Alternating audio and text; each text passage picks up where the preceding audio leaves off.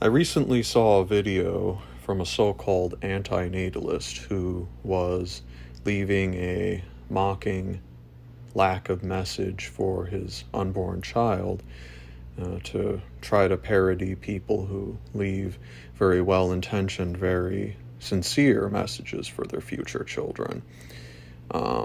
And he was essentially saying that by doing this, he was trying to say that he was choosing not to have children because of the fact that the world is so terrible and that life is just suffering and there's no purpose in continuing to have children because of that.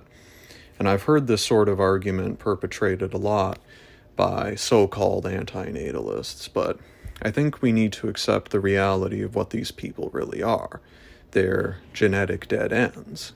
They're people who have no potential to reproduce. No one wants to reproduce with them. And I say this not to hurt anyone who genuinely wants to have children and can't, who hasn't found the right opportunity yet, or is indeed biologically incapable of doing so. I certainly don't mean to cause them any harm whatsoever. They're completely innocent in this. I'm talking about the people who want to but can't, and so try to rationalize their failure as a deliberate choice. They often invoke the idea that life is suffering, and why would you want to bring more children into a world that is rife with suffering, and thoughts along those lines. But to them, I would have to ask the question in return: if life is so bad, then why do you choose to continue living? Not that I'm advocating that you don't live, but why do you choose to continue living if you have the option not to, and if life is so terrible that you believe that all future generations should be denied that choice? If anti-natalists truly believe that life is suffering, and they should not have children so as to not inflict that suffering on another, then the question is, why has that person not committed suicide already? They obviously prefer living to not living, so why would their children not make the same choice? Clearly, this is just post hoc rationalization of a dead end, a failure who is unworthy of reproducing in the first place, and it was never their choice to begin with. If these people truly believe what they say in public, that is, life isn't worth living and everyone would be better off dead if they had never existed, then why are they still here? Why do they continue to persist if all they experience is suffering? Clearly they feel enough happiness to carry on living.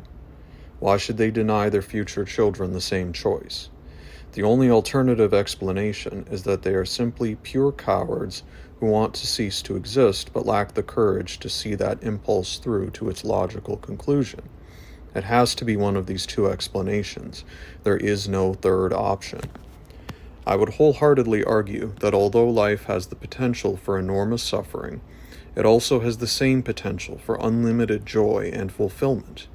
You cannot have one without the other.